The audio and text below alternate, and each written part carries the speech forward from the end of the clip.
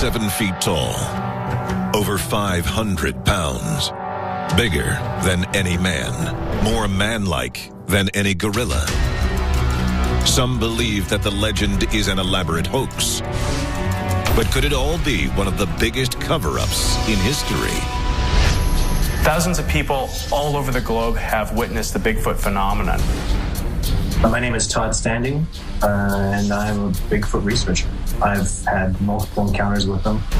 These relic hominoids exist. Obviously, they're very, very closely related to us. They stand upright, they walk upright, they have big flat foots, they use their hands.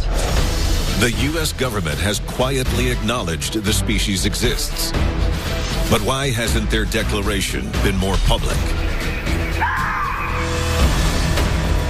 Tonight, the truth behind this inexplicable creature.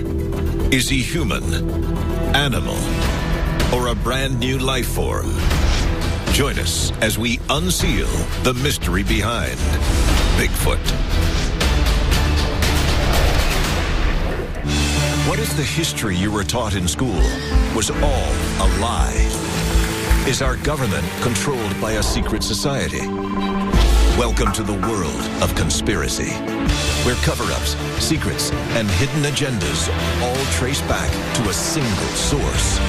We're about to unseal the secret files the government doesn't want you to know about. This is Unsealed, Conspiracy Files. November 1951. British explorer Eric Shipton is on his way to Mount Everest when he comes across a mile-long trail of unusual footprints. Too human to be an animal's, too big to be a man's. It turns out the locals have a name for the source of these tracks: Yeti.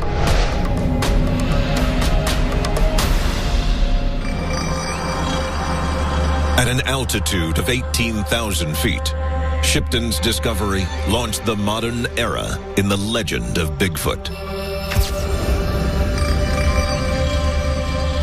The Shipton footprint was the key to the reemergence of Yeti and Bigfoot in our culture today.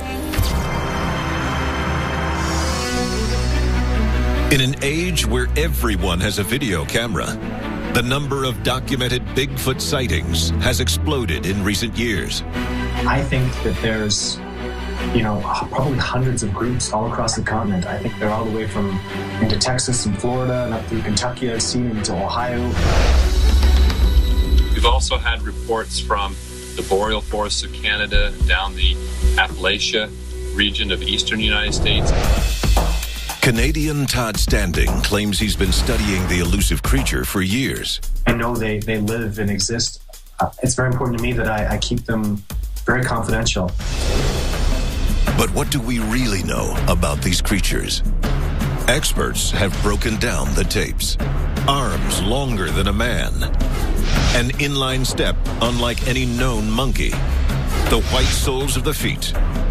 All the details lead to one conclusion: Bigfoot. When we see a Bigfoot walking, they tend to have more of a forward lean. They don't have the full upright posture of a modern human. And then their foot placement is somewhat different. Bigfoot sightings may be more prevalent than ever, but they're anything but new. The creature has lived in folklore for centuries. In 986 AD, Viking explorer Leif Erikson described encountering wild men creatures in North America. They were horribly ugly, hairy, swarthy, with big black eyes. The creature was already known to North American natives as Sasquatch. I've read Leif Erikson accounting of the big primate that actually kind of scared him off. It scared the Vikings away. I wholeheartedly believe that Leif Erikson, he saw Bigfoot. Wherever in the world they are seen, the documented instances show a creature similar in appearance. It was well over 8 feet tall, well in excess of 600 pounds. Males probably run on average about 8 feet in height, very thick through the torso. very heavily muscled limbs. Most encounters with the creature also share another less publicized detail. One thing is an incredible and terrible stench. It's a very unpleasant odor. Rotten meat, human feces, stinking gym clothes. When you smell a Bigfoot, it's because he damn well knows that he is upwind from you and you're getting a whiff. He's extremely aware of that. He's literally telling you, hey buddy, I'm here, be afraid. The long hair, the putrid stench, the oversized footprints. The amazing consistency in the descriptions of this beast point to more than just coincidence. Thousands of people all over the globe have witnessed the Bigfoot phenomenon. If you had thousands of people testifying in a court of law, the judge would always rule in their favor. For those who think these sightings are all the products of overactive imaginations, the U.S. government disagrees. When we return, the startling evidence the authorities don't want you to see. You can't hoax DNA, and they have multiple samples of DNA at different levels. Unsealed. Conspiracy Files. Welcome back to the world of conspiracy. This is Unsealed. Conspiracy Files. For 1,200 years, humans have been searching for Bigfoot. Skeptics say the grainy photos and blurry videos prove nothing, but the physical evidence is harder to explain away. Unsealed case file, the Pongbosh relics.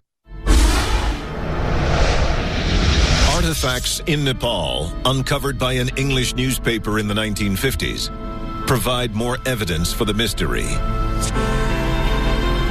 For 6 decades, the ridged scalp of an alleged Yeti has been displayed at the Pongbosh Monastery, alongside a supposed hand of the beast.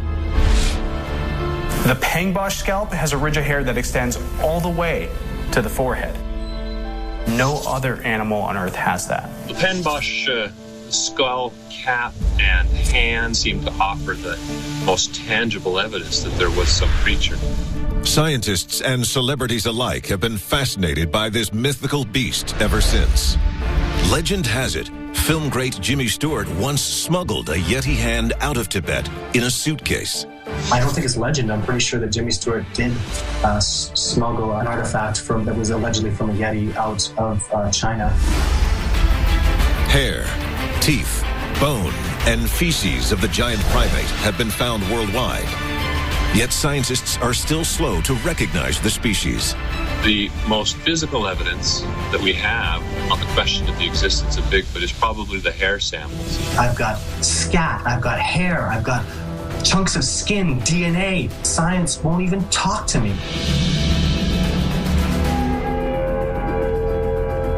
Without a doubt, these creatures exist. The Yeti hair from China was an exact match to samples found in Northern California. And both DNA samples are registering as unclassified species. The bottom line is simply we have these hair samples that defy attribution to known species. They most resemble humans, but they look like wild people who have never had a haircut. Scientists may still deny the reality of Bigfoot, but it appears the U.S. government has acknowledged his existence for a while.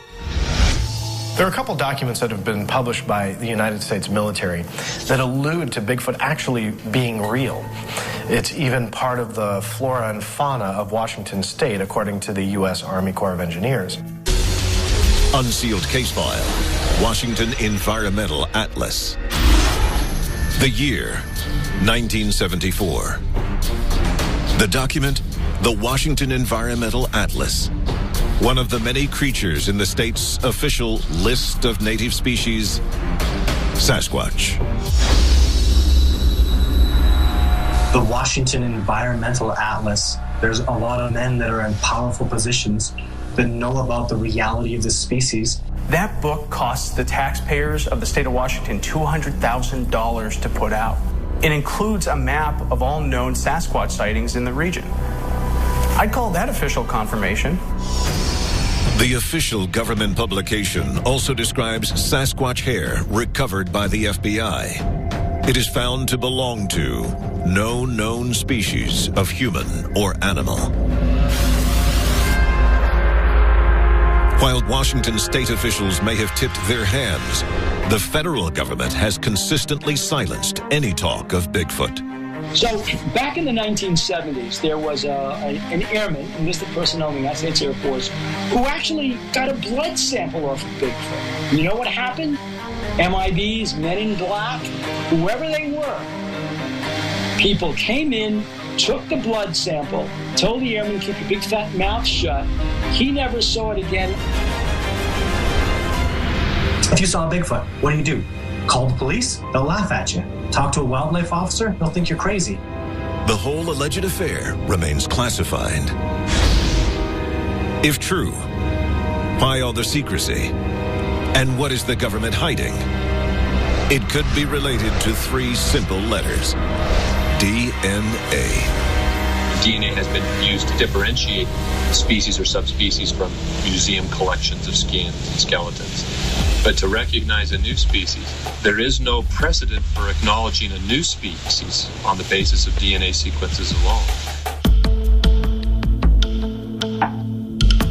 Oxford University, in conjunction with the Museum of Zoology, is in the midst of doing the largest DNA test in history. Oxford University recently said, look, we want to deal with the Bigfoot legend once and for all. So what they did was they put out an open call for blood samples. Bigfoot would be, if it's found, one of the biggest scientific discoveries in the 21st century. Let's face it. Evidence supporting the existence of Bigfoot is both plentiful and breathtaking. But experts still disagree over the true nature of the beast. When we return, the mind-blowing theories on the truth about Bigfoot. Is Bigfoot an animal or is Bigfoot a human being? Do we hunt it? Do we eat it? Does it eat us? Unsealed. Conspiracy Files. Welcome back to the world of conspiracy. This is Unsealed. Conspiracy Files.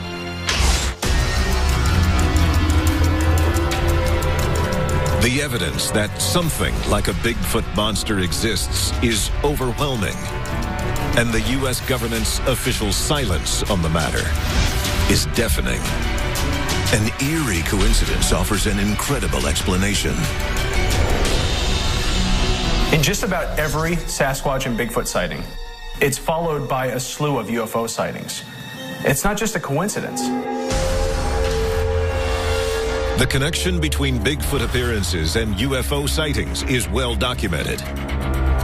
In fact, the top-secret Blue Planet Project lists just such an alien. The Blue Planet Project is a compilation of notes from somebody who had seen some inner workings of the alien and government infrastructure.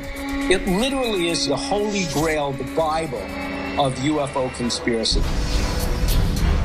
The Waydig is described as a primitive paraterrestrial with a hair-covered body and a cone-shaped cranium. But if Bigfoot is from another planet, then what is he doing here? Ufologists have 3 main theories about the Bigfoot phenomenon. One is that they were dropped here by extraterrestrials as part of a research project. There's another theory, which people talk about, that planet Earth is really a prison planet. That long before the coming of human beings, that an alien race took its Untermenschen, took its terrible, terrible creatures that they thought weren't worthy of survival, brought them to planet Earth, planted them here, and they multiplied and prospered on planet Earth. And the third theory is that the Bigfoot are creatures that escaped experimentation from aliens and are hiding away from us in hopes that we're going to destroy ourselves and they can take over. There have been several different theories offered for in an effort to explain the origin of Sasquatch. One theory is more unsettling than most.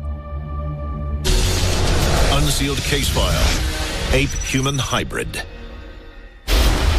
According to some reports, the Russians have been trying to create a hybrid species from ape and human DNA since the 1920s. A Russian geneticist was exiled in 1927 from the Soviet Union because he may have created a hybrid ape man. Our DNAs are so similar. I mean, why not? There are people out there walking around with baboon hearts. You look at how we have evolved as humans, and then you look at a picture of Bigfoot. Who's to say that that could just be an offshoot of where we came from? It's no longer a question of whether or not it exists. With all the genetic data we have, it's just about classifying whether Bigfoot is more human or animal. Human DNA is extremely similar to alleged samples of Bigfoot DNA.